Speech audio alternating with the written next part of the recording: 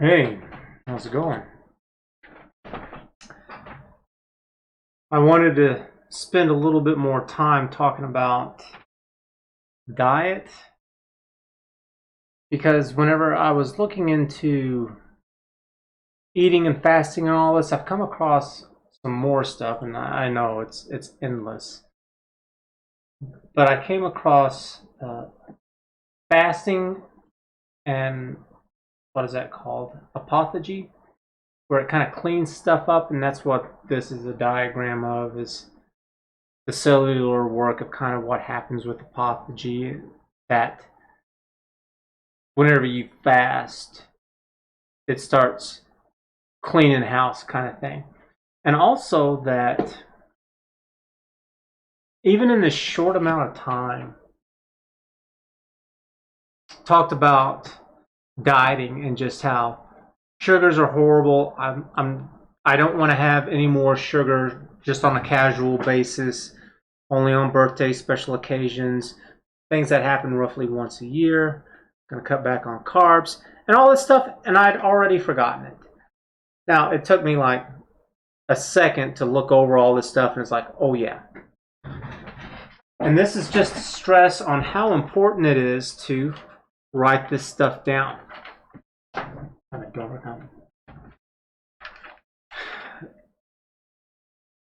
I'm building this notebook. And this notebook, it's got my goals and my values, what I want to pursue out of life, and I need it readily available.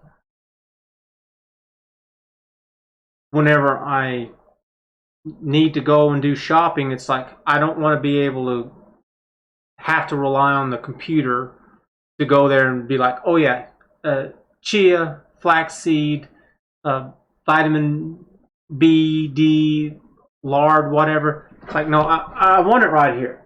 So then that way, if I need to take it with me, if I'm not around my computer or whatever, I have it right here. And this is just a synopsis. This is an outline. This is just the buzzwords, the key terminology, so that whenever I read this shortened thing, I don't need all this. I don't need this big, complex, all of this research that these doctors have found and then summarizing it up on the computer. This is even a stronger, harder summary.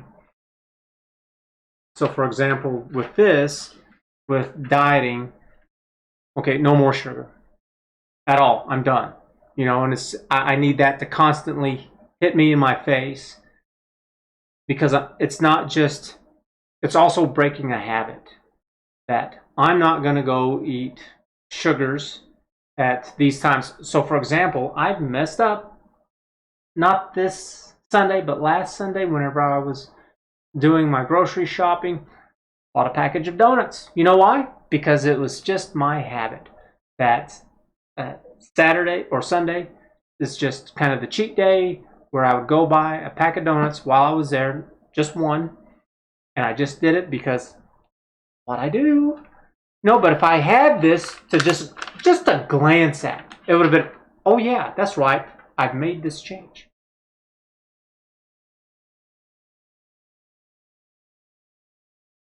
And I found this other stuff about fasting and how good it is.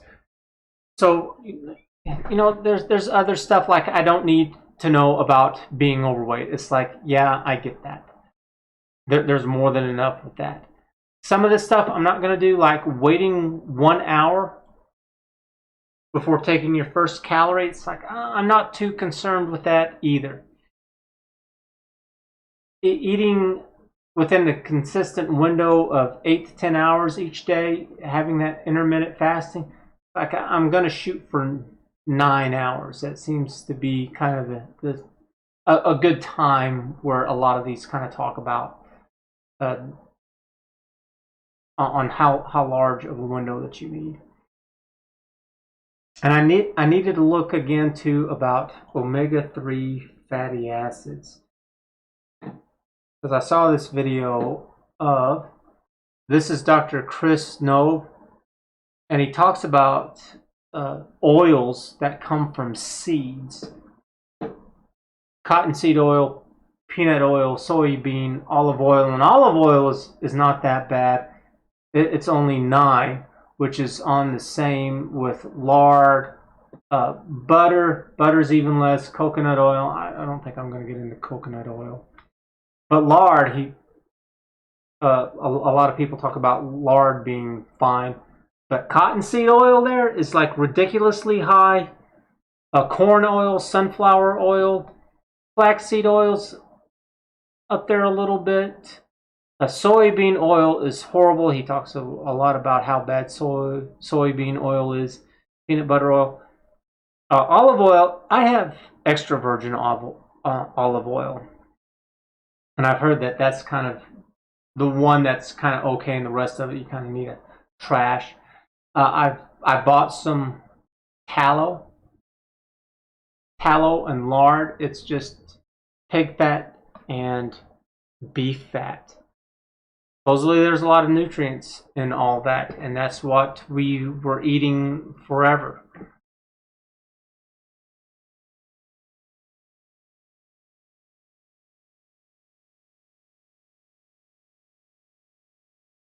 And he talks about how Mayo Clinic and Harvard, that they keep promoting this stuff, saying that it's all right. And it's like, no, it's not.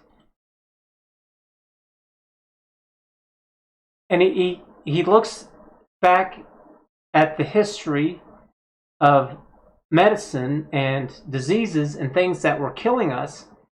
And it was like it was diarrhea, accidents. That there wasn't very much with cancer and heart disease. And he's got another one where that in 1811 in Boston there are no heart disease deaths. There's like 25% in sudden deaths. Then there's 8 worldwide reports of heart attacks during the 19th century here. There's reports of 6 cases here. And then at 1900 here, there's 12.5 deaths due to heart disease. In 1912, the first known case of MI, and then the U.S. Coronary heart disease, virtually unknown 30 years earlier, becomes miraculously the leading cause of death. All of a sudden, whenever it's practically unheard of 30 years ago, and he talks about how this is the same time whenever the government and big corporations start rolling out all of this stuff with sugar, cottonseed oil, refined flour, and trans fat from like Crisco. And that before this, and still even during this time here, because it's like my grandparents cooked with lard. They had big old tubs of it. And they didn't have these issues. But we made this switch on over, and then he talks about how just doing this with mice, it makes them incredibly sick and unhealthy.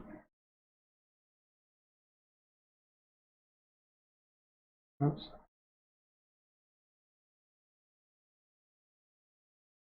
To understand what it was that was driving health. And I'm going to give you an example here. And there's extraordinary studies. This is just one of many. All right, so they take diets. Now, these rats are usually weaned at about 25, 26 days. And then they put these two sets of rats on identical diets, except for one thing, the fat source. All right, so the rats on the left get 5% cottonseed oil. The rats on the right, 1.5% butterfat. That's all the fat they got, 1.5%. Here's what happens to them. The rats on the cottonseed oil grow to 60% of normal size and live 555 days on average. They're weak, fragile, sickly little rats. The rats on the butterfat, they are healthy, they grow to normal size, and they live 1,020 days. So they grow to almost twice the size, live twice as long, and are infinitely more healthy. Why? Anybody? Why? Fat soluble vitamins, A, D, and K2, right? Those are not in any kind of vegetable oil, any kind of oil at all, in fact, that comes from plants. You're going to see this next. So McCollum says this in 1918, just look at the part I have underlined here. The diet must contain 2 as yet unidentified substances or groups of substances. One was fat soluble vitamins, the other water soluble. He says, One of these is associated with certain fats and is especially abundant in butter fat, egg yolk fats, and the fats of the glandular organs such as the liver and kidney. That's all the fantastically healthy foods, right? Right there. He says, but is not found in any fats or oils of vegetable origin. Yeah, and it's like something that I like to say is that I'm fed up with the lies. I'm not really trying to change anyone's mind because, I mean, part of the problem that we have is that there's a lot of research that's done and it's never peer reviewed. What's supposed to happen is that these scientists and researchers are supposed to conduct these experiments, and whenever they keep conducting them and they get the same result over and over a few times, they're supposed to say, hey, we've got something here. Here's what we did. They hand it over to somebody else, and then they're supposed to be able to replicate the same results. They're told, well, do these things, and this is what you should get. And they're supposed to go, oh, okay, well, let me do this. Oh, I did get that. No, I didn't. The peer review stuff doesn't happen nearly as much as it should. I think that for any of these organizations to get funding, especially from the government, that one of the first things that they should be required to do is to do peer-reviewed work. So it's like, well, how much? Well, what would be good enough? How many times do we want it to be successfully peer-reviewed to say that it's credible? What, 3 times, 5 times, 10 times, whatever? Okay, well, that's how many peer reviews that they need to do before they can get the funding to do their own research. Because I'm tired of this. I think that would absolutely, obviously help in getting rid of all this, at least dealing a big, strong blow to the crummy research that's out there. I think that the way that the scientific method works and double-blind studies and all that stuff, I think all that is fine. That doesn't mean that they're applying it appropriately. It doesn't mean that there still aren't plenty of things that they can do wrong. And so if you understand all this, I would appreciate it if you would give the video a like and a thumbs up. That's all that I need from you. And so let's go ahead and keep looking into this. And so he shows it's omega-6 oils that are the problem. And I had to, that's part of what made me look this up again, that I've got above my head. It's omega-3 fatty acids that we want, and he's talking about omega-6 oils. It's like, surely I'm getting this wrong, you know, because I was kind of conflating the two together, and it's like, yeah, it's not. They're two different things. So, but all this stuff right here, to not cook with this. I think he also talks about using lard. Yeah, animal fats. 99% of added fats from animals, which is lard and tallow and all that stuff. That's what we were using. And he's got this picture of this thin guy over here because, and then there's this chart here that shows all of these omega-6 fatty acids, and it seems like with all these countries that start using these things, their weight goes up, and and it's not a lot. It's not a lot. This is roughly what we were taking in at 1865, in 1909, and then 1999 and 2008, and it's just gone up drastically, and it's because it's in everything. And that as vegetable oil consumption has gone up, heart disease has kind of gone up too, but saturated fat has been kind of roughly the same, so there's no correlation with those two right there.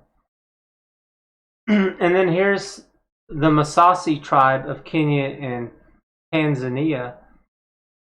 They don't have any of this processed stuff. They don't eat any of this seed oil stuff. They don't have the equipment to do it. Because in order to do that, you need this. You need big vegetable oil refineries. And that's not what these tribes people have. You know, what do they eat? They don't have farms either. They eat a lot of meat. They eat some vegetables, some fruits, but it's all seasonal.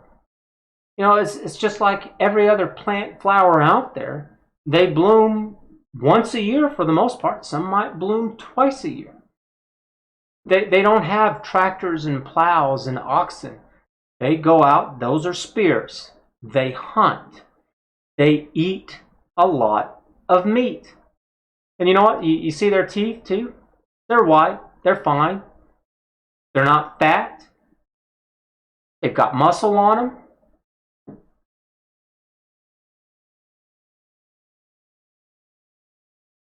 them. Their diet is milk, meat, and blood. And you can't eat blood. You have to cook it though. And you can't just have blood. But that's what is it, blood pie or something? There's some European Scottish thing, and it's got a lot of blood in it. Got to cook that crap. There's some carbs, and then you know the omega-6, because they don't have all of this seed oil stuff. It's just not. It's not there. And then he talks about. I'll let him say it. No more than 5 to 6% saturated fat, right? So how do these guys get away with consuming up to 45% saturated fat? Well, American Heart Association would just say it's another paradox, right? Conventional medicine would say this: fools, don't you know animal fat would kill you, right? They would say this: you must eat more healthy polyunsaturated oils like Americans. So this is an animal fat diet. This is polyunsaturated fat diet. Animal fat, polyunsaturated fat. How many times should I do this? Yeah, it's like, you know, what's that definition of stupidity? Kind of the definition of stupidity. It's doing the same thing over and over again and expecting something different to happen. Like, no. Like, if this is the American diet and this is what we're eating, and then they're eating something else and you're getting two different results, maybe it's time to try something different. So I'm willing. And here, these are the inhabitants of, I forgot how he pronounces, Tokelau Islands.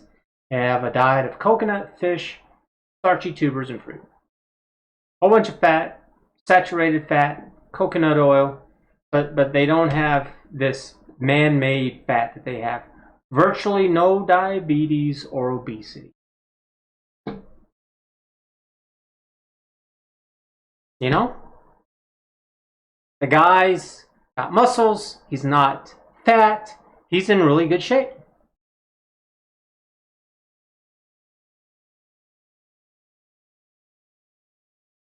Here's another one. Tuxedo in Papua New Guinea.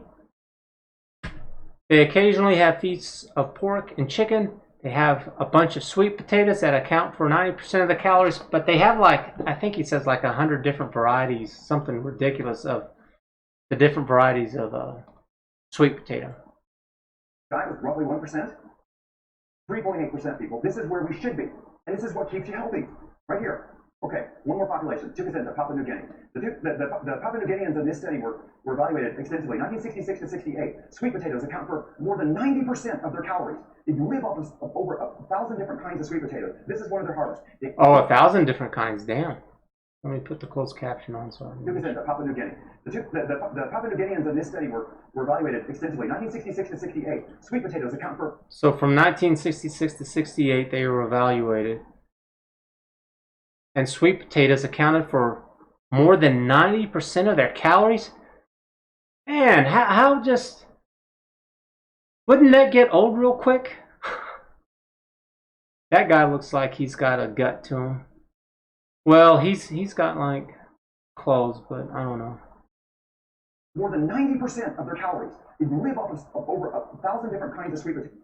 1,000 different kinds of sweet potatoes. Wow, 1,000 different kinds. This is one of their harvests. They occasionally feast on pork and chicken. They are pork burgers, but would rarely eat their pork. So here's their diet, 1966 to 68. 94.6% carb, 3% protein, 2.4% fat. Omega-6, there's that number again, 0.6%. Now, what they find about them. Here's what they say in the studies. Population was lean, physically fit, and in good nutritional state. Absence of obesity and hypertension. No diabetes or gout was found. Ischemic heart disease was rare, if not absent. And no macular degeneration. 340 people over age 40, none. Now, wow.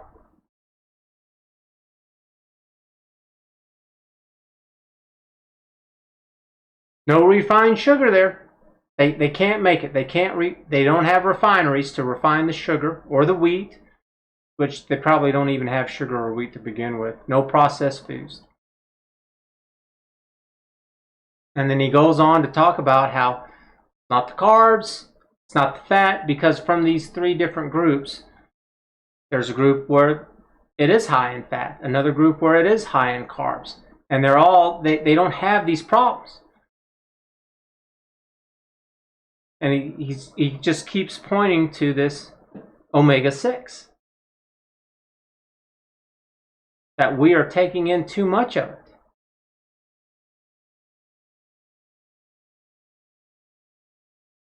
And to get rid of it, you got to stop cooking with it.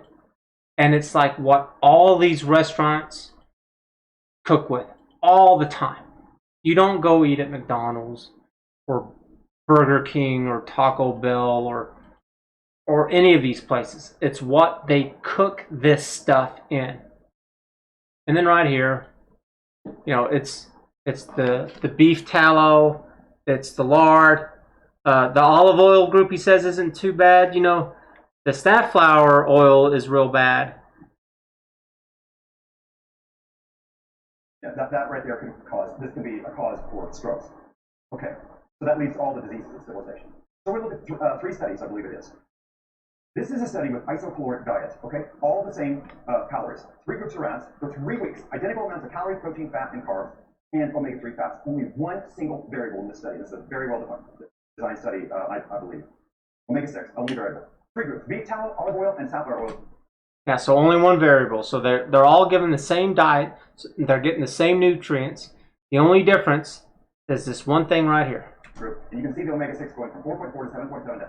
The safflower oil group is really high, 36.6% omega-6. All right, here you can see that beef, olive, and safflower, all the calories the same. High-fat diet at 59%. Here's the omega-6. I've circled the interesting part. 4.4% in the beef fat group versus 36.6% in the safflower oil group. Look how high their body fat went in the safflower oil group in 3 weeks. 54.5%. Just 3 weeks. They were all the same. Everything was fine. They divided them up into 3 groups, and in 3 weeks, that's what happened to them. 3 weeks. Now, it wouldn't be the same for humans. Their metabolism rate is faster. Their lifespan is shorter and all that stuff. That's why they use mice for all this stuff, because it's kind of like they use mice because their lifespan is shorter. Everything's accelerated so you can get results a lot quicker. And the things that affect us usually also affect mice. It's real weird. You know, you wouldn't think a little mouse, but apparently, yeah, whatever screws up a mouse, chances are it's going to screw you up too. It's going to take a little bit longer. Part of it is because, you know, we're different enough. Like, our lifespan is longer. You know, they live for like, I think it's just a few weeks or something like that. It's not very long. Maybe a few months. You know, it's incredibly short. So it's like, yeah, if this is what's happening to mice, and if it's happening to us too, even if it's half of this, that's still horrible. That's still horrible. So what is this? No, make a point of this. This 4.4% is too high, and I'll show you why. Because they added linseed oil is what they really did. But here's what happened to these rats in 3 weeks. Now, they all gained weight, but relative to the beef fat group, the olive oil group gained 9.6% more weight, which is 14.8 pounds human equivalent. The safflower oil group gained 15.6%, or 24 pounds human equivalent more. Right? How is this possible? They're on the same calories. They're all consuming the same calories, right? Okay, now I have a problem with this, because why did the beef fat gain weight? Here's why. Now, if you look at the far left of this, that group wasn't included, which would have been beef fat only, the one without linseed oil. They put linseed oil in here to try to give them omega-3. Well, they didn't need to do that. Beef fat, it already has it. So we don't know. That group would have been 1.4% little leg acid. But we don't know what that would have happened there. The group that's next in the blue, the beef fat plus linseed oil, that's 4.4% omega-6. And look how much weight they gained, 27.6% more than where they were initially. The olive oil group was 7.7% omega-6, and they gained 37.2% more than what they weighed initially. And then look at the safflower oil group, gained 43.2% more than their initial weight. That is 66.5 pounds human equivalent for a man in 3 weeks. And the only difference is the omega-6. They all consume the same calories. Okay, here's a study about heart failure. Yeah, you know, I have extra virgin olive oil I just use it as spray for the lining whenever I cook to help keep it from sticking. But I bought a little deal of lard. Man, it makes things taste really good, and it helps to prevent things from sticking whenever you cook. So I've got like a can. I've got like 2 cans of extra virgin olive oil. One that I'm currently using, and then one that I haven't. I always keep a spare because whenever it runs out, I like to just be able to have it on hand right there. So.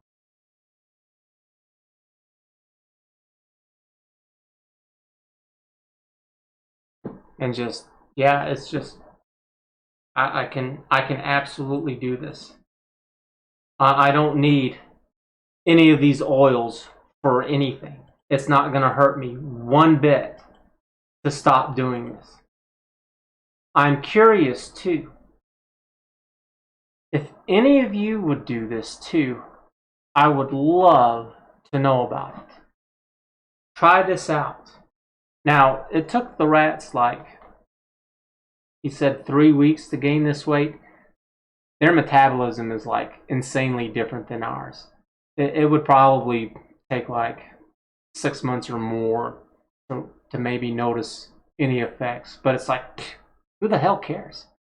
Like, if it works, it's like I have no cravings at all for any of those oils at all. You know, so there's tallow and there's lard. One of them comes from beef. The other one comes from pork, from pigs. The beef one's a little bit more expensive, so I would recommend just start off with the pork first and just see how it works. I just grab a little bit so it'll do the coating. I'll heat it up and it'll melt it, and then there you go. Flavor it with some salt, pepper, and some vinegar. Makes things taste really good. So wherever it is that you're using these oils, you don't even have to throw them away. You know, just put them over to the side. Try the lard. See what happens. We used to eat this stuff all the time.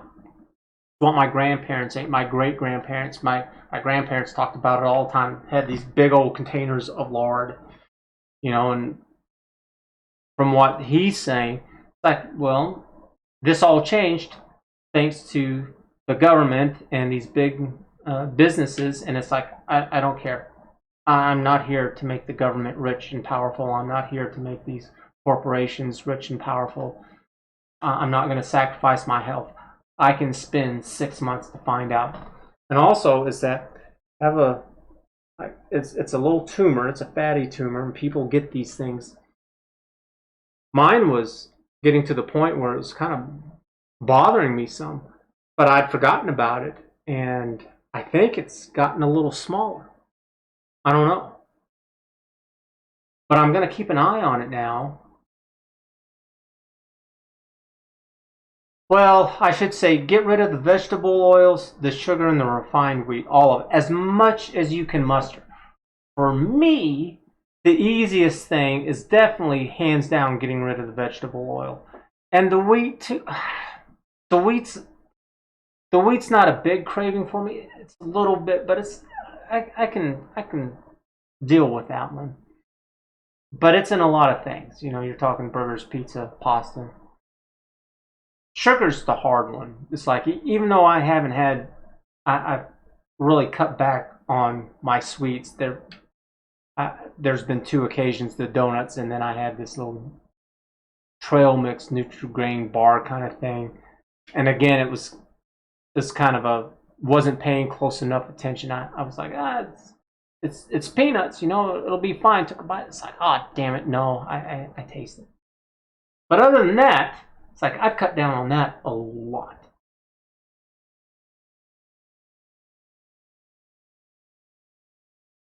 But then, this guy, Dr. Steen Erikberg, came across this video called The Best Time to Fast for Weight Loss and Autophagy. I'll have links in the description down below for both of these videos so you can watch them in in their entirety, and you can decide for yourself what works best for you. And I had to look up autophagy here. The body has to make new ones. And if you're not eating protein, the body has to find it somewhere. So protein becomes very, very precious. And so he's talking about that whenever you're fasting, your body still needs to kind of take in nutrients from somewhere, and it can take protein from your muscles, but before it does that, it'll recycle all of the stuff that's in your body that doesn't need to be there, that because your body, all the cells are not carrying the nutrients from your digestive system, if they then start working on healing and fixing and cleaning out things inside of your body. And apparently, I Googled this. This is something that's been around with the Greek somehow, but it is the natural conservative degradation of the cell that removes unnecessary or dysfunctional components. It allows the orderly degradation and recycling of cellular components. It's introduced to protect against starvation, and it has become increasingly clear that it also plays a major role in homeostasis of non-starved cells, and has been linked to various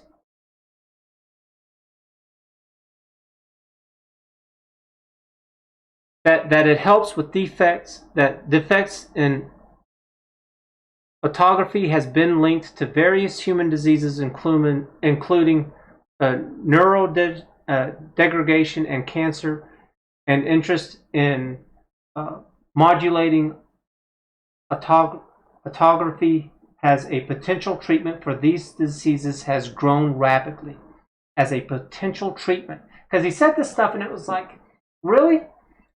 But apparently so. It's enough that it's here, and then they have their references down below of 7 and 6 right here as to where it is that they're getting this. So let's go ahead and listen to him, because he's a holistic doctor. And a holistic doctor is different than a traditional doctor. Still goes to med school and does all that stuff. But the cures that he has, a holistic doctor, it's not take a pill. It's not here's a shot. It's not let's do this surgery. It's stop eating this. Eat more of this. Do these exercises. It's make these changes to your life so you get rid of the problem in the first place. That's what I want. Do not put me on these medications. I don't want any of that stuff. I want to live without them. Stop putting your hand down my pocket, grabbing my money. No, I'm not here to give anybody any money. I got other things that I want to do with my money, with my life, other than making some company rich.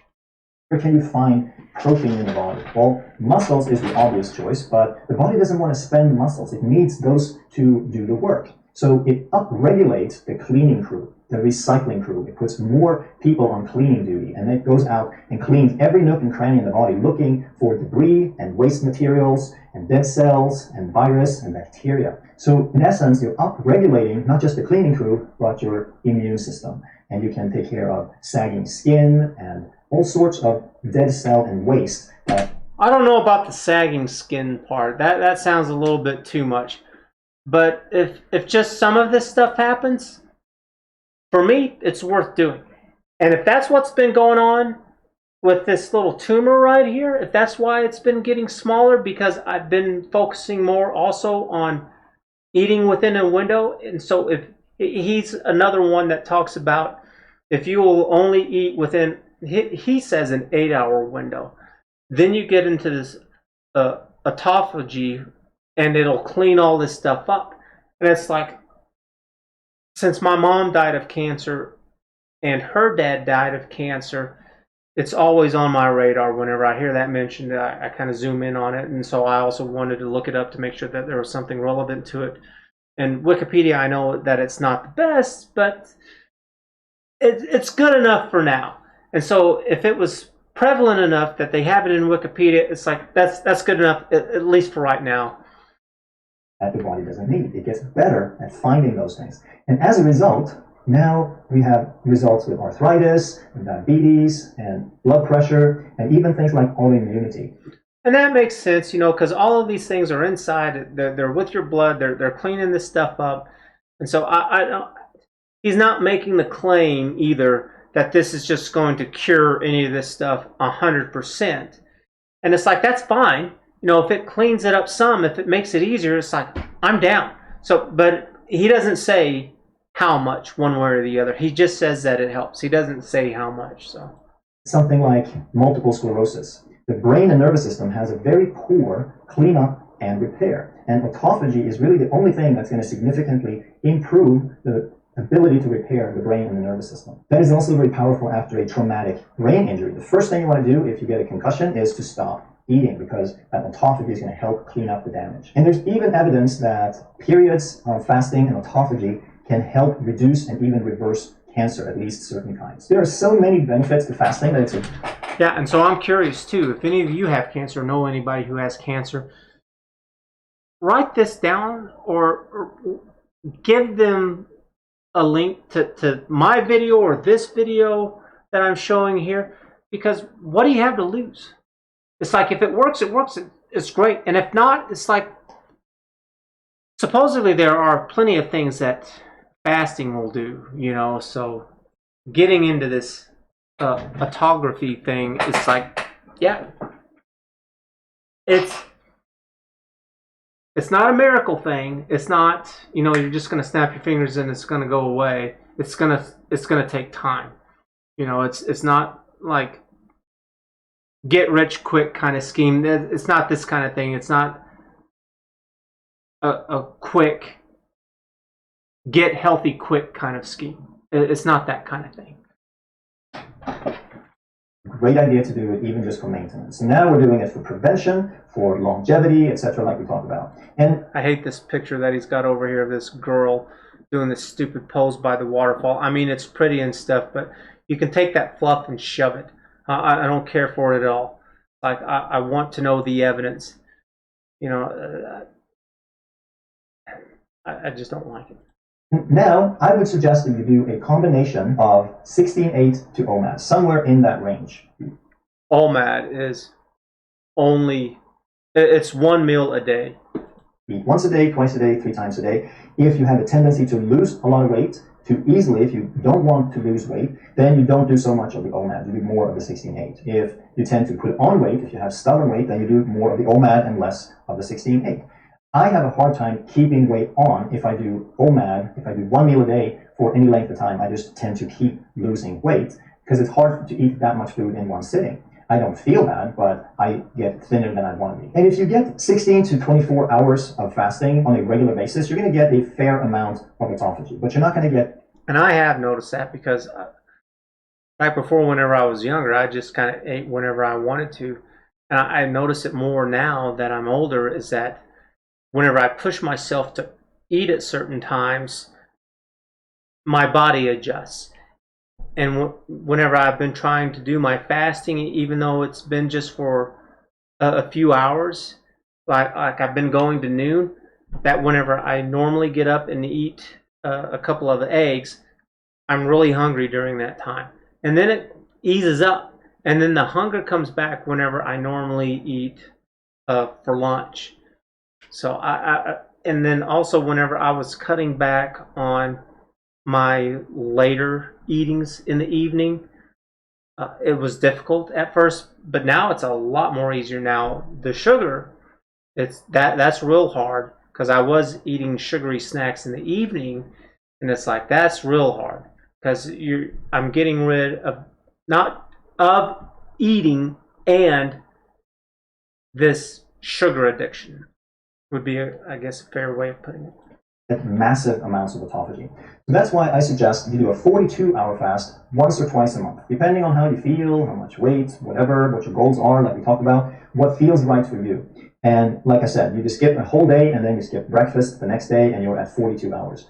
And now when you've gone 42 hours instead of 16, you have exponentially increased your autophagy. But then I also believe that there are benefits to going a little bit longer once in a while. I think now you can get into deep, deep autophagy levels where you could maybe prevent cancer or reverse early stages of cancer. There's some research that indicates that might be the case.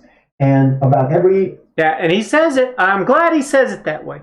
There are some studies that suggest that might be the case.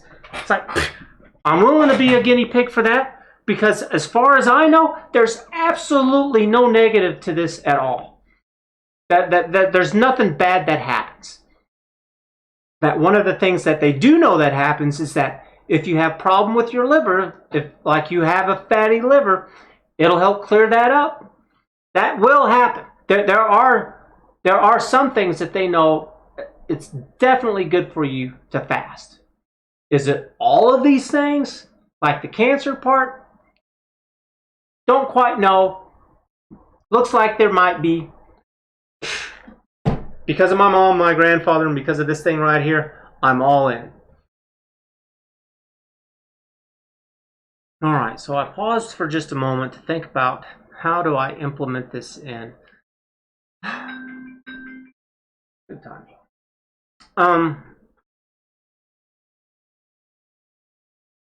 This is his suggestion. And I don't know what he's basing this off of.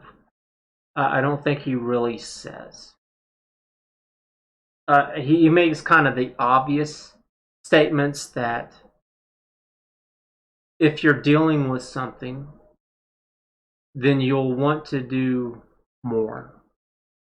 You want your body to be in repair mode and clean out mode more often. And so I think this is the video. I've watched a few of his talking about fasting, but I think it's this one where he also talks about that if you're fighting some kind of illness where you might want to do the roughly 2-day one, like once a week,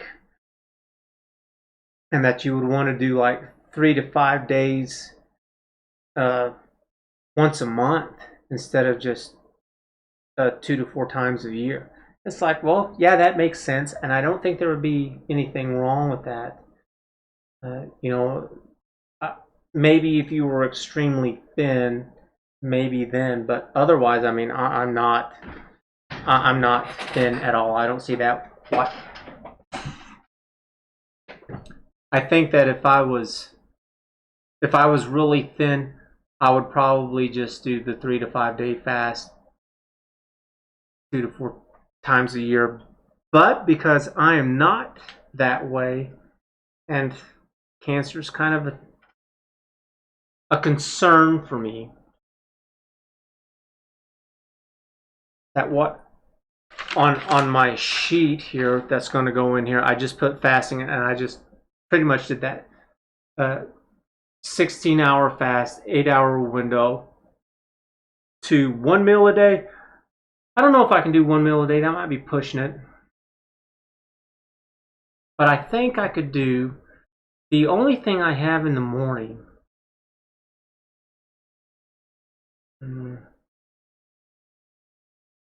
He talks about, and so does Dr. Rhonda Patrick, talk about that drinking coffee won't break your fast.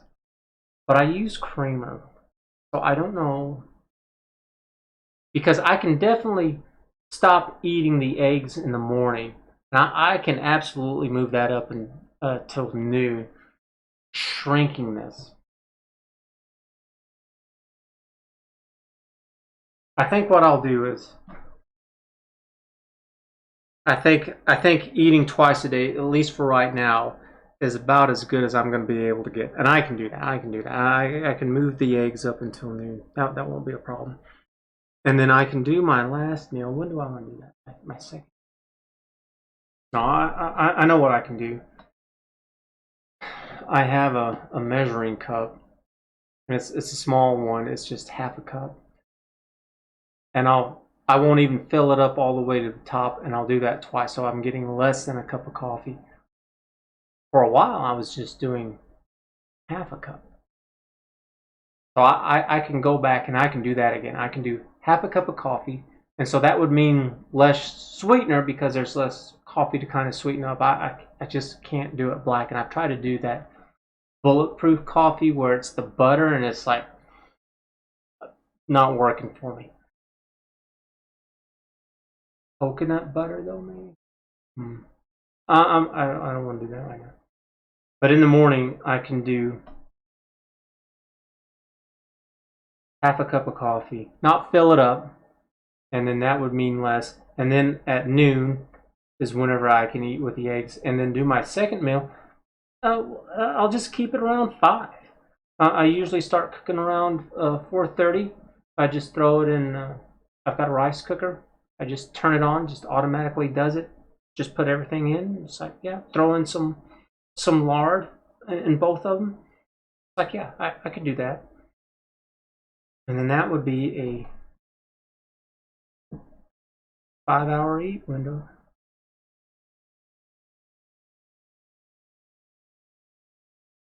And then the rest of it would be fasting, because he says he puts 16 hours for a fast on this, because that's whenever you can get a little bit of this autophagy going. That you're actually, it's long enough that you're going to get some results to it, not a lot, which is why he does go into the 42 hours and then 3 to 5 days. Now the 42 hours, now the sugar cravings have gotten better. They're still there, but they have definitely gotten better. They're not like they are, and supposedly that's all it's going to do is just keep getting easier. So then what does that mean? Alright, so this needs to be put into goals. And right now, I can do that. That can be a goal starting now or tomorrow. I can eat at noon and stop at 5. And then have a cup of coffee. So what I need is just to make sure that I have a reminder, because it's just too easy to get into those damn stupid habits. So I've got these little bitty sticky notes right here, and I'm going to put just half a cup, because I know what that means. I've looked at all this, and so all I need to do is just take this stupid little thing and then just stick it on the coffee pot. And so I know that as long as I don't fall into my habit that I have, I can absolutely do that. I can do half a cup. I normally have 2 cups. I have one in the morning whenever I wake up, and then I have another one at noon. So doing the first one at half a cup, piece of cake. And I've done it before. For a while, that's what I had. But I found out that it actually does a pretty good job of kind of at least waking me up. So I went back to doubling it up. So, but it's no problem. And then the goals that I need to have. Let's see here. So for the rest of the month, there's 2 more Sundays. There's a Sunday on the 24th, and there's a Sunday on the 31st. The last day of the month is a Sunday. So for those 2 Sundays,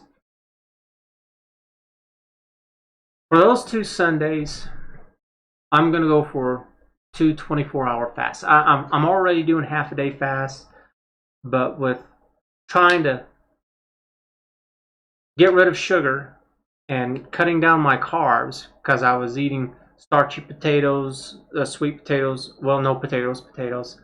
I guess I could go ahead and do the sweet potatoes, because that's what they all claim as being okay. It's the red potatoes, the Russell potatoes that you don't need to eat.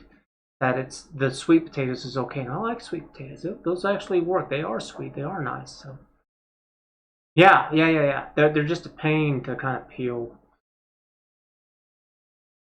Okay.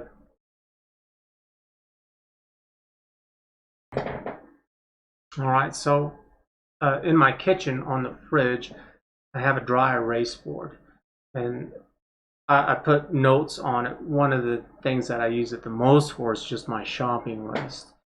So whenever I run out of something, to make sure that I have it, I just make a little note, and then I take a quick look at that on Sunday before I go leave, so then that way I always know that I'm good on things. And so and it's a calendar dry erase board. I've used it on and off a little bit, and kind of does all right, but hopefully I'll get even better use out of this. And then in my notes here, I have one of these pages right here. I can't really see it, but it says current goals up here at the top. And one of them that I had that I've been doing pretty good with is for 4 weeks is to get down out of the 180s into the 170s, which I'm like at 181. I'm like right there, man. And it says stop eating convenience food, no fast food, no sugar. Oh, I do have Reese's only. Well, that's if I cheated, it was Reese's only, and then I said no carbs. I've changed my mind on no carbs because apparently a little carbs is okay.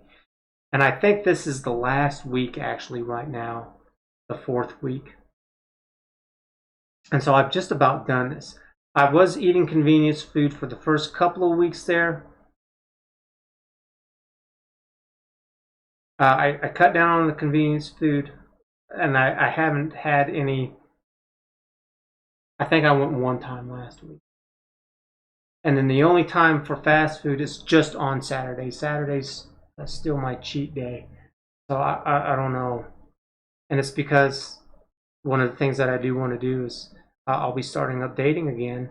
It's like, yeah, we're going to go out and we're going to go out to eat. And it's like, that's just what we're going to do, I guess. I don't know. Especially, I guess, at first.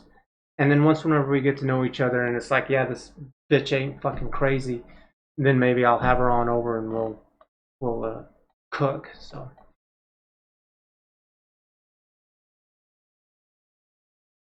I haven't been watching the slideshow, but part of that too is that I bought that kettlebell weight because all you need is one. Because whenever you're laying down and you go all the way up and you stand up, you can only do one side at a time. You can't do both. So all you need is one. And so eat at noon, and then 24-hour fast, 24th and 31st Sundays are my next 2 goals. Now on the 24th, it's to push past noon, and anything I can get, even if I don't get 24 hours, as long as I push past noon, I'll be fine with. But on the 31st, I really want to be able to do the full 24-hour fast.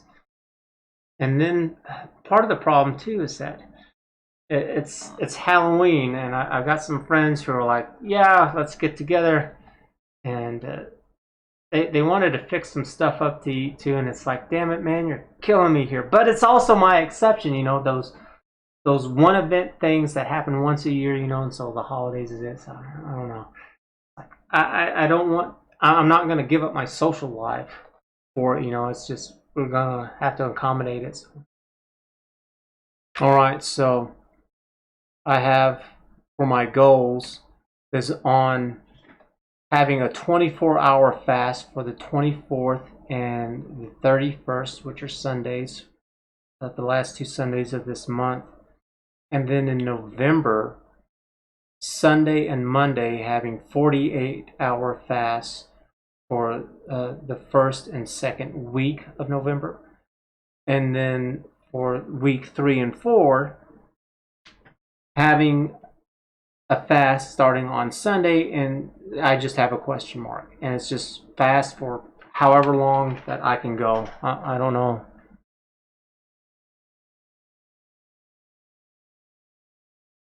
You know, just to give you an idea of what it is that I'm doing right here, pause it if you want.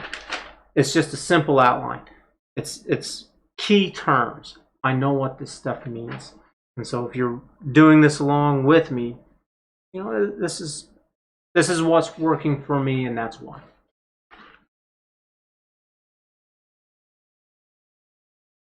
So, yeah. I'm real happy with this. It's going as well as it can be. I'm not interested in doing this 100% perfectly at all. That's just setting yourself up for failure, because if you don't meet that with this stupid rigid perfection that you've had set in your mind, and then you don't do it, you've left yourself no slack. It's the way that a lot of people work with their jobs, for example, too, is that whenever you have a task to do, if you could really do it in like 2 hours, you say it's going to take 3 hours. One of the reasons is because you don't know what kind of problems that you're really going to have. So, for example, I was a technician for DirecTV, and I would go out and I would do installs, and I would fix problems. And I never knew what I was going into, because it's like, can you describe your cable situation? It's like, no, you can't. Nobody can. Nobody ever does.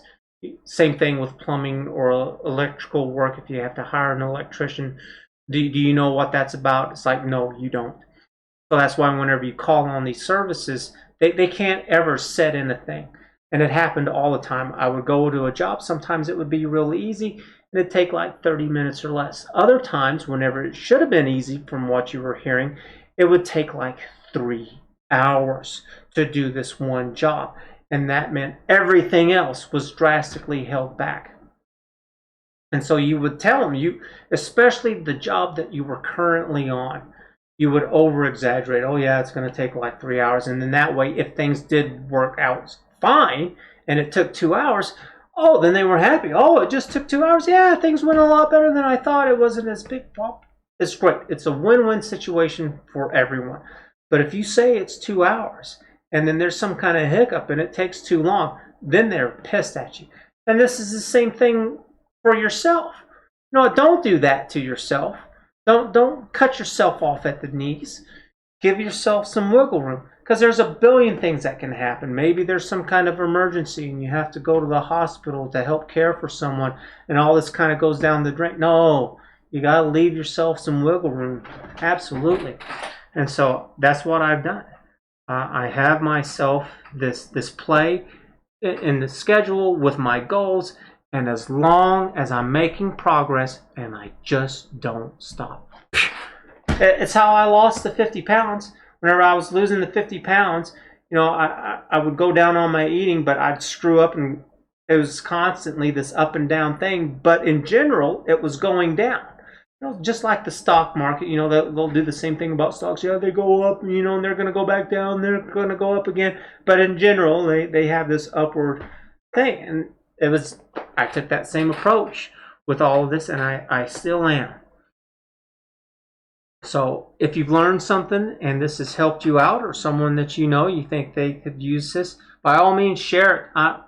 Knock yourself out. This is for everybody. I would appreciate some help too. And it's real simple. Just hit the like button and subscribe. It's real simple. Thanks for watching. See you later. Bye.